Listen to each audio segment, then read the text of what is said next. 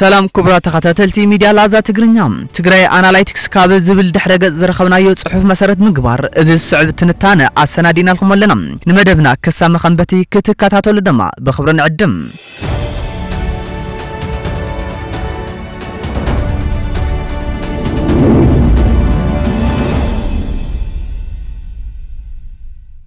مس بزح أجمعتو دحرة درجن عشران شعاتنا عمت استفتنا سرعات فيدرالاوي ديمقراطي نيرم أزون كمان محدش سرعات إنما حاشز مثلا أبى كيد زيادة كم حاشم زقبا حتى ديمقراطيزيشن كان تنبرو بمسرته بسلام اللمعات مداي زمزقبهم تأمرا وعوتات عبيتي بعالم لخاص تمسكر لهم نيرم انت خوانا ازم عوتات ازيوم نت سرعات اي قصلون طرح زي خونس تمليسو موقعي نتك اندي حنصاص يزنبر حوحاتن نسو زوصلو حزبن خوينو يتدمديمون سلازي تمكرو زلاق سلام فقرن مكبارن حزبتات اب ممصا زي سرحه مدحانيت دقيم خاموساد كيسرا سلازخونه دما امراص كخونه يخلن سلازي كابزن العلي وحس مسل ناصنت زغوناصفو سرعاتات محدرا يوم نتجراي مواصق كون زخلوم كاب فيدرالاوي ديمقراطياوي سرعات نلعلي زي تفتنو نحزبتات بهرات استمرت ناصنت كوب زخلو كل تعين سرعات محدرا زلون تخون نسمون كونفدرالاوي سرعاتن ملؤ ناصنتن يوم سرعات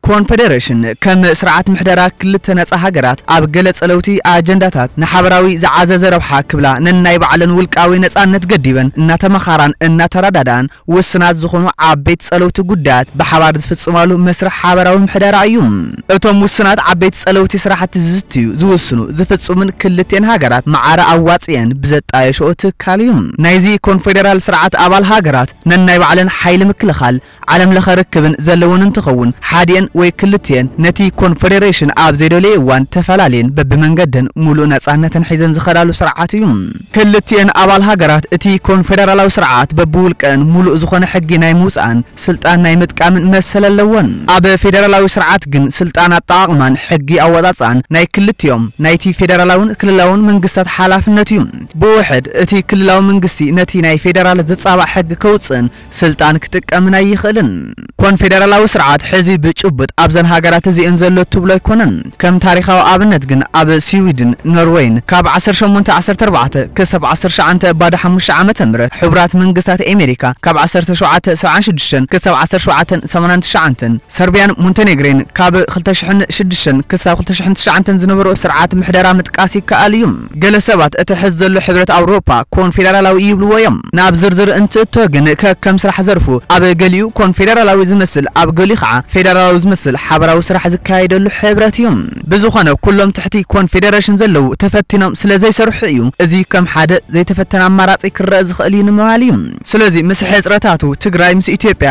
ካብ እትخل ስርዓት محدرا كم حدا ممارص بزرزر كفتش زخليم بخلای ደረጃ ድማ ናጽነት እዩ እዚ ከም ሽሙ ናጽነት እዩ ናጽነት ጎይታ ነብስ خمخاني ክልተ ዓይነት ናጽነት ዘሎን ትኸውን እቲ ሓደ ኣፍልጦ ሕብራት መንግስታትን ካልኦት አህጉራዊ ትካላትን ከይሓዝኻ ዓርስኻ ኺልኻ ባንዴራኻ እናንበልበልኻ ምቅጻል ሓደ መንገዲ እዩ ብኸምዚ ስርዓት محدራኻ ጸኒሕኻ ምናልባሽ ድሕሪ ግዜ ኣብ ከይዲ ሁሉ ጸጥታ ኢኮኖሚ ወተሃደራውን ዲፕሎማሲያዊ ብድሆታ ተጻዊርኻ እንተ ሓሊፍኻ ድማ ሓደ መዓልቲ ንዓለም ኣገዳስነትኻ ተራእዩ ኣፍልጦ ሕብራት መንግስታትን አህጉራዊ ትካላትን ትረኽበሉ ዕድል ከመጽእ ይኽእል እዩ ከምዚ እንዝበለ ሃገራት ብንግዲ ኢንቨስትመንት ግብረሰናይን ዝኣመሰሉ ካልኦት ዘፈራት ምስ መንግስታዊ ዘይኮና ናይ ካልኦት ሃገራት ትካላት ይረኻባን ይስራሕን የሳልጣን እየን ርግጽ እዩ እዞም ላዕላይ ተጠቀሱ ብድሆታት ተጻዊርኻ ዓለም ኣፍልጦ ከሃበትካ ናጽነትኻ ሓሊኻ ንምቕጻል ብቁጠባን ወተሃደራዊ መዳይ ብጣዕሚ ጠንኪርኻ ምርካብ ኣገዳሲ እዩ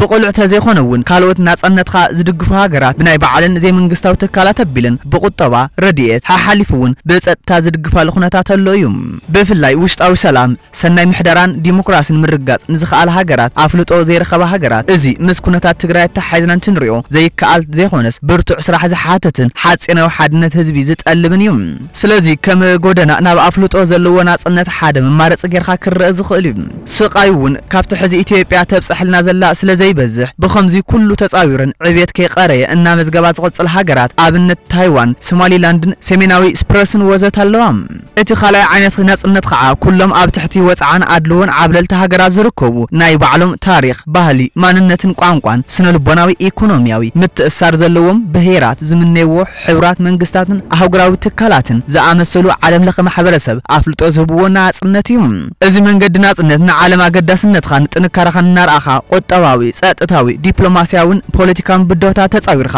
እናተቃለስኻ ብምጽናሕ ዝርከብ ሙሉእ ኣካል ማሕበረሰብ ዝገብረካ ዓይነት ናጽነት እዩ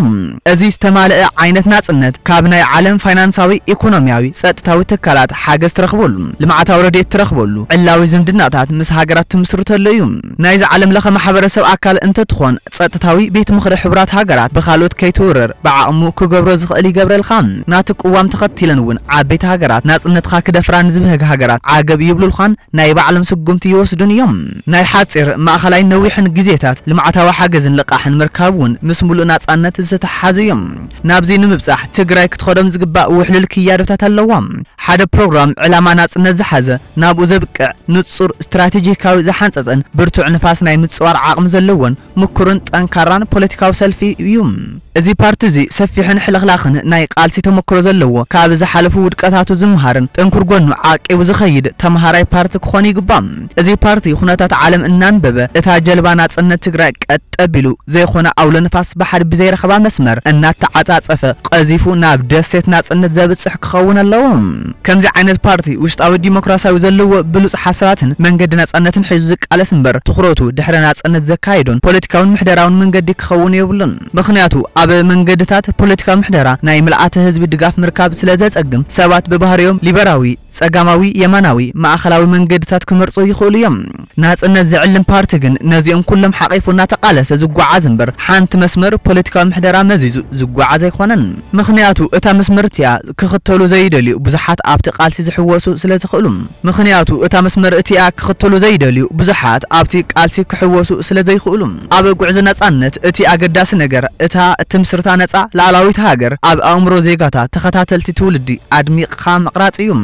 ኣብ ኣእምሮ ሕልሚ ዝሓዘ ህዝቢ ግዜን መሪሕን ውድብን ጥራሕ እዩ ዘድልዮ እምበር ናብ ሽቱእ ከም ዝበጽሕ ሳይንስ ኣረጋጊጽዎ እዩ እቲ መሪሕ ውድብ ከም መባእታ ካብ ዘለውና ፓርቲታት ሓደ ክኸውን ይኽእል ንቀደም ግን ኩለን ፓርቲታት ትግራይ ጠቕላላ ጉባኤ ኣካይደን ዕላምአን ጥራሕ ዘይኾነስ ስትራቴጂካዊ ብጽንዓት ተመስሪተን ክንጽር ኣለወን ምኽንያቱ ኩለን ፓርቲታት ትግራይ ቅድሚ ጆኖሳይድን ድሕሪ ጆኖሳይድን ክህልወን ዝኽእል ዕላማን ኣካይደን ሓደ ክኸውን ከም ዘይኽእል ይግመት ኩለን ፓርቲታት ትግራይ ድሕሪ ጆኖሳይዳዊ ትግራይ ቀጻሊ ጉዕዞ ፖለቲካ ትግራይ ናበይ ይኽዳን ኣብ ዝብል ጉባኤ እንተካይደን ኣጀንዳ መሰረት ዝገበረ ሓድሽ ኣሰላልፋ ፖለቲካዊ ውድባት ክፍጠር ይኽእል እዩ ንኣብነት ኣብ ልዕሊ ሓደ ዓመት ዘቑፀረ ከይዱ ፈልዩ ዘሎን ጎንፂ መሪሕነት ሕወሓት ብባህሪኡ ናብ ኢትዮጵያ ዝዝምብለሉ ዘይዝምብሉን ፈልዩ ኣርዩና እዩ ከከም ዝንባል እዮም እውን መቐመጢ ቦታኦም ኣዲስ ኣበባን መቐለን ኮይኖም ኣሎም እቲ ኣብ መቐለ ዘሎ እተን ኣብ እዋን ኩናት ብማእኸላይ ኮማንድ ተሓንፂፀን ዝነበራ 8 ነጥብታት ንኺሱ ዝሓዘ ይመስል እዚአን ብትግራይ ኣናቲክስ ኣረኣያ ብመንገዲ ናጽነት ዘንጸፋ እየን